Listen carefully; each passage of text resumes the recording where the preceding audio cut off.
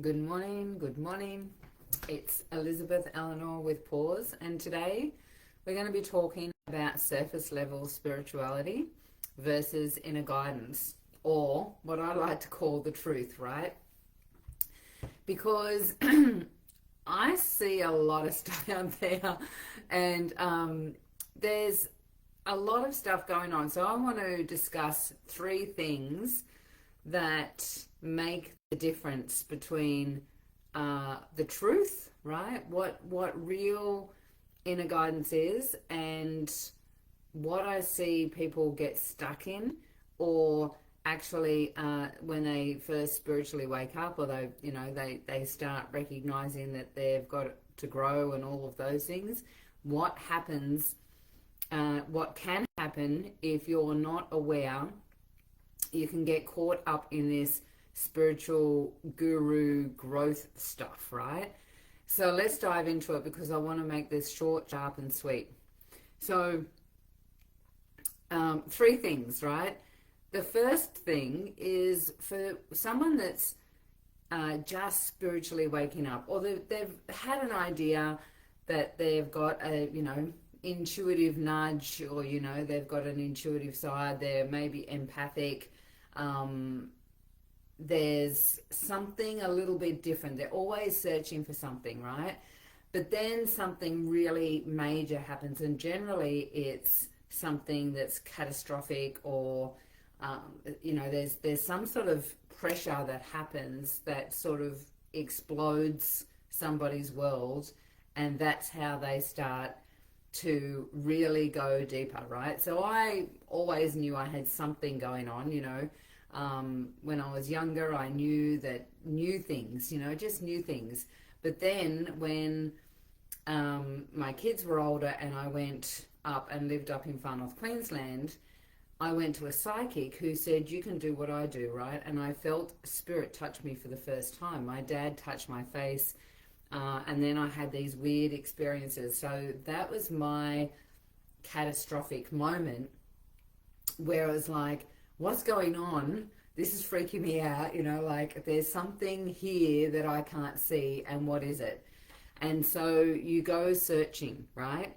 Now, I was actually quite lucky because she wouldn't let me go back, right? And I now understand that if I had have gone back to her, that I would have used her as a crutch. And that's one of the things that I want to talk about, is using external sources as a crutch, right? What happened was I was guided and, went to a meditation circle, and then I went from there to a workshop, and I found myself in a little mini group for 7 years doing past life regression training. Now, that ended up being, a massive part of my life, and the end of it was me taking my power back. However, I now understand that it was a container, so I didn't get caught up in all of the mess and the chaos out there. So the first thing that I want to share, or number three is when someone has no idea what's going on, and they get a little bit overwhelmed with life, or with, they're searching for something and they want something to answer their questions. What happens is they go searching in all different directions, in all different modalities, in all different tools, and they go into chaos, right?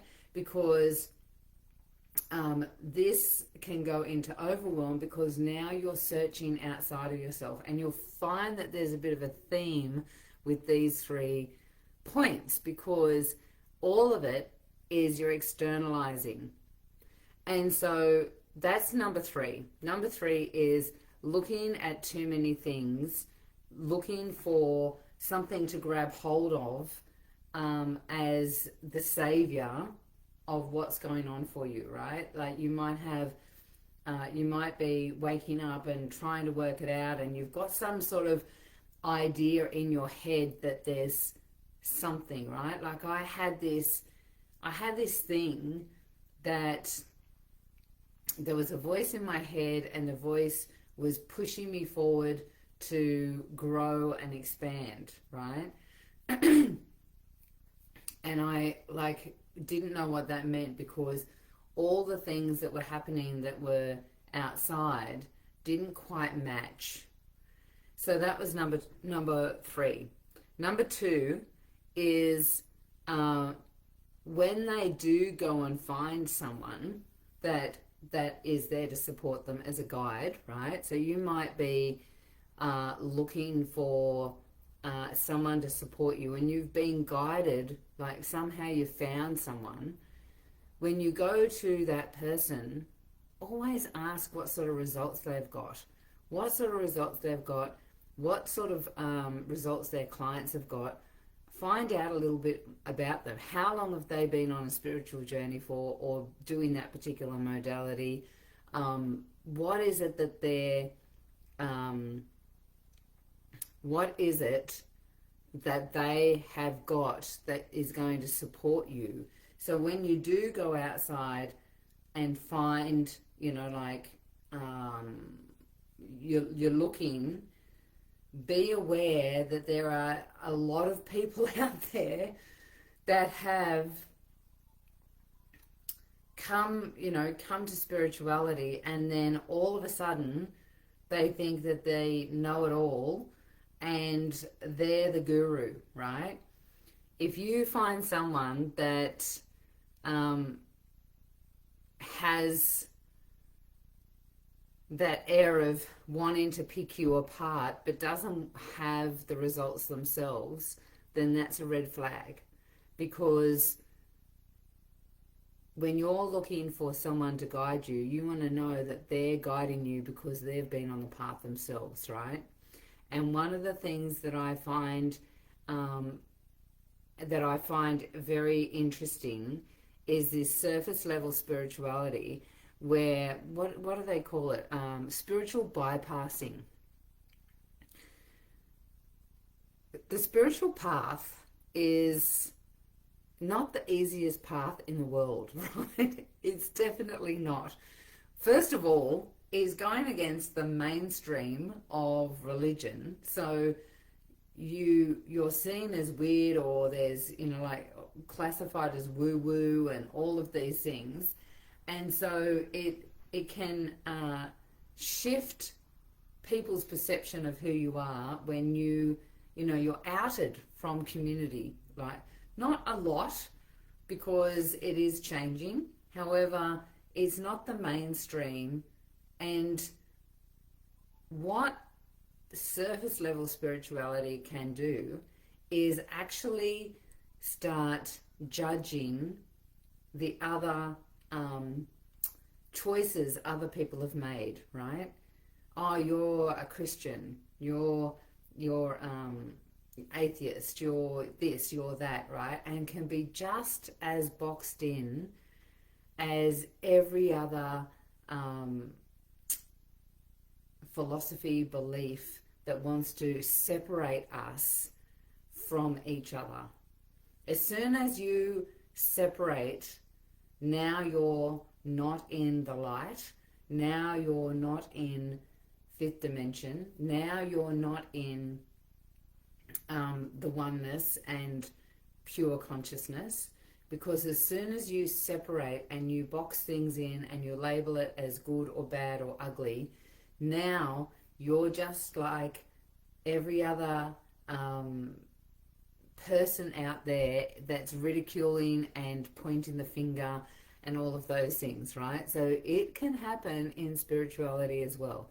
So be aware that when you're talking to someone that is on the path and is saying that they're a mentor or a coach, a leader in some way, whatever it is, ask them questions. Ask them questions so that you know and feel in your body, in your gut, however you feel your intuition comes up for you, feel it in your system to see if it feels right for you. Now, here's the thing. Sometimes it's right for you, even if the person isn't what we would classify the right person, right? I did 7 years of past life regression in a little mini group, and the woman was just sort of just starting out. She'd been doing it for years, but through that 7 years, she shifted from doing past life regression, and we were channeling and we were doing all sorts of stuff. It was pretty crazy, and I had physical experiences to say that this woman was powerful and what we were doing was powerful. You know, I could tell you some stories. I remember the first one, when I first was like, this is all a bit weird. We went down and did sort of like a ceremony thing, which we never did after that, which was quite strange.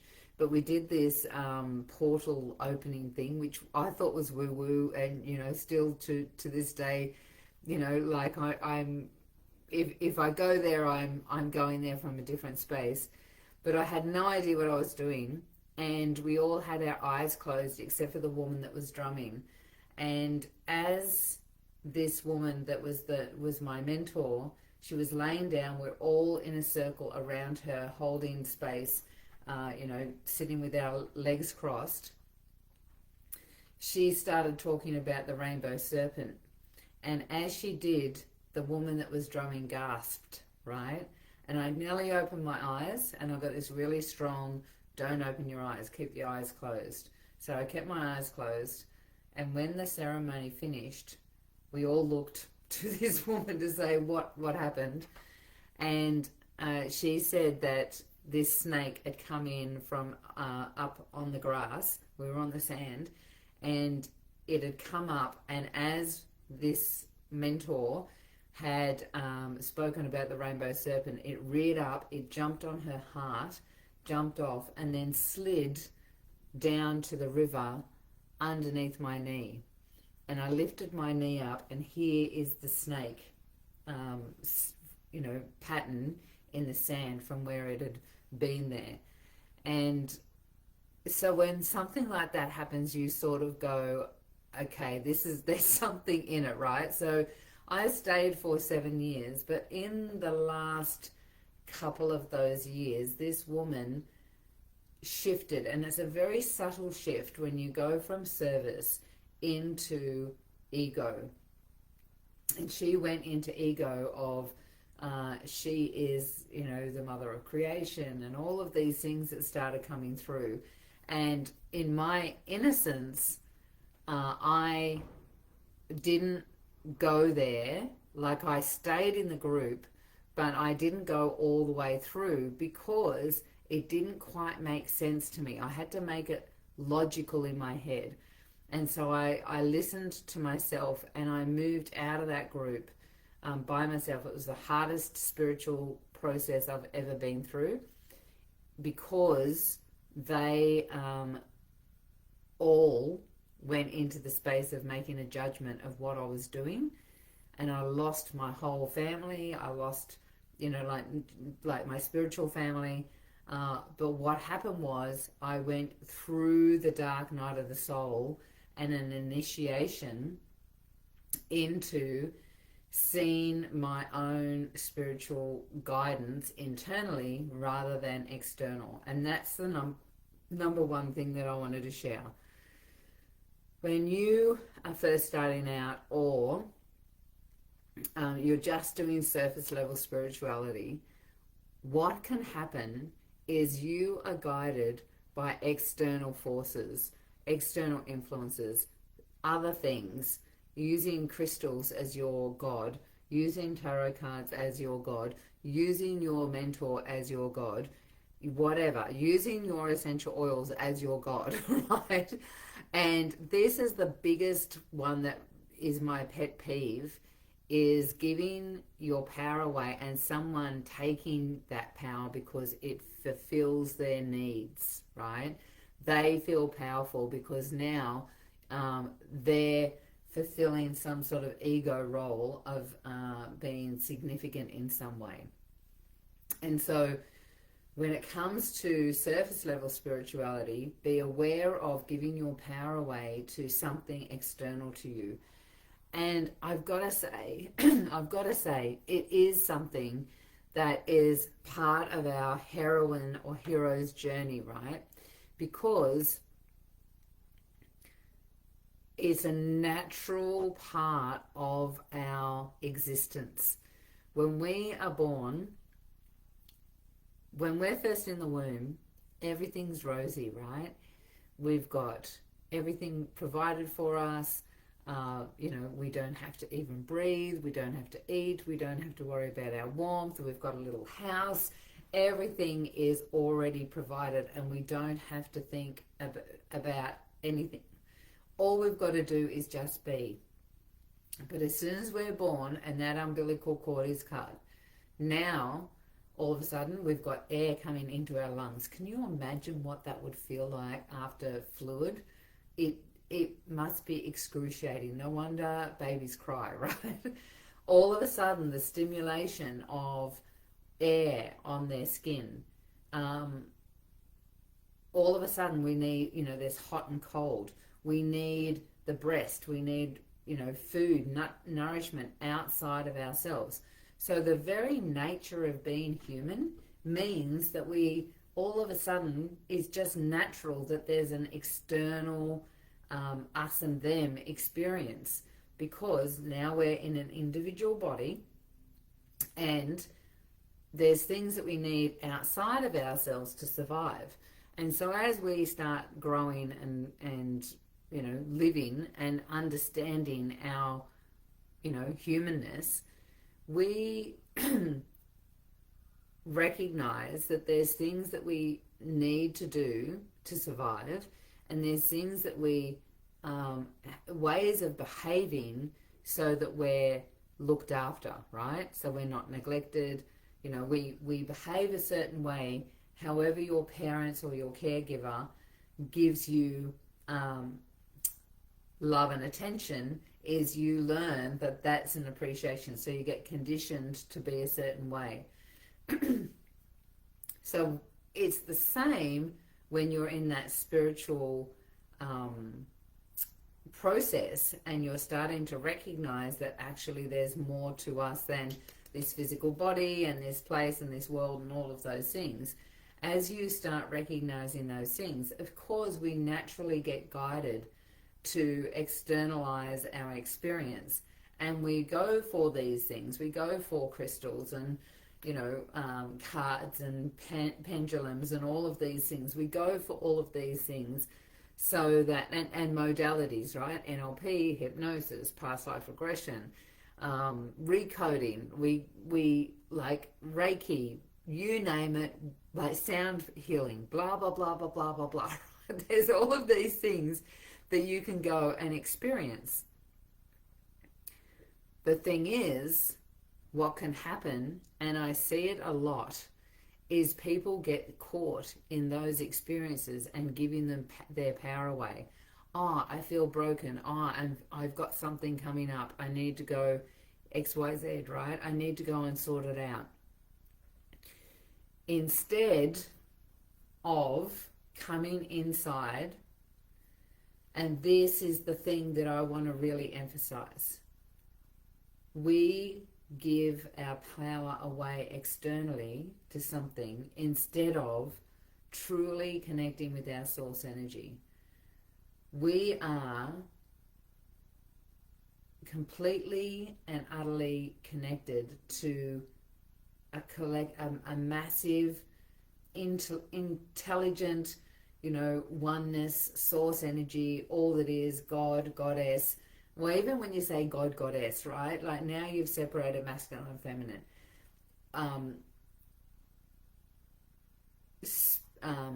Inner guidance, whatever it is, higher self. When you want to individualize it, I call it higher self, right? We have this ability to have an inner knowing.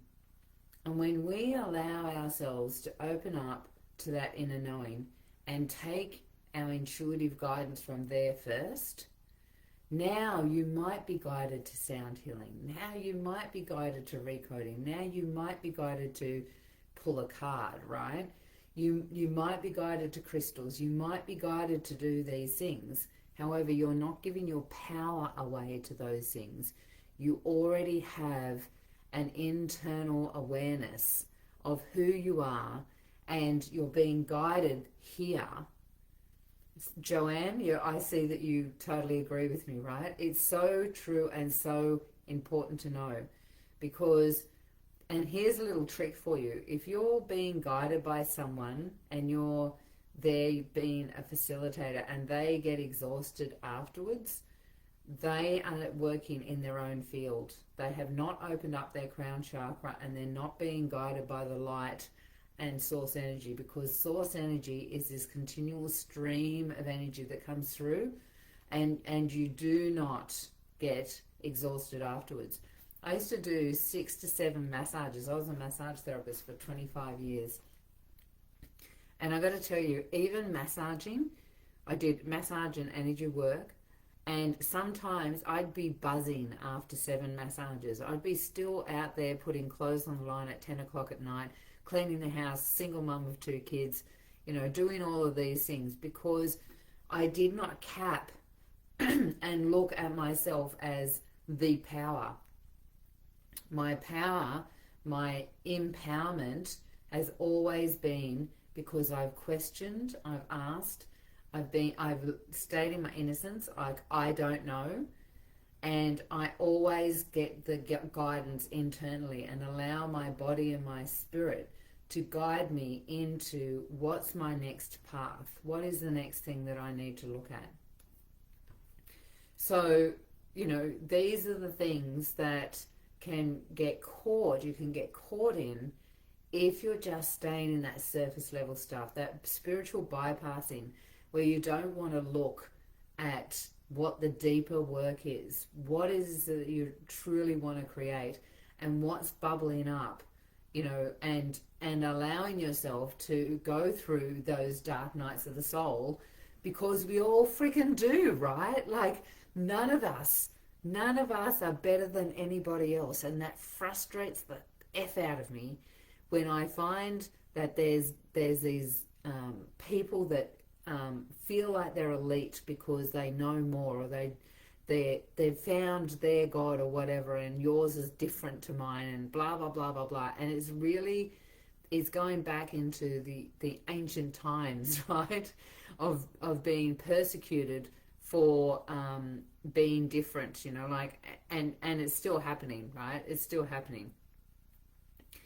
When we can all start recognizing that the energy that has different faces, different flavors, different ways of being, and is experiencing it itself all the way through in all of these different ways, and let go of making judgments of who somebody else is because they're different to you, oh my gosh, that's when we're going to move into that higher realm of 5th dimension and allow the earth to move into a space.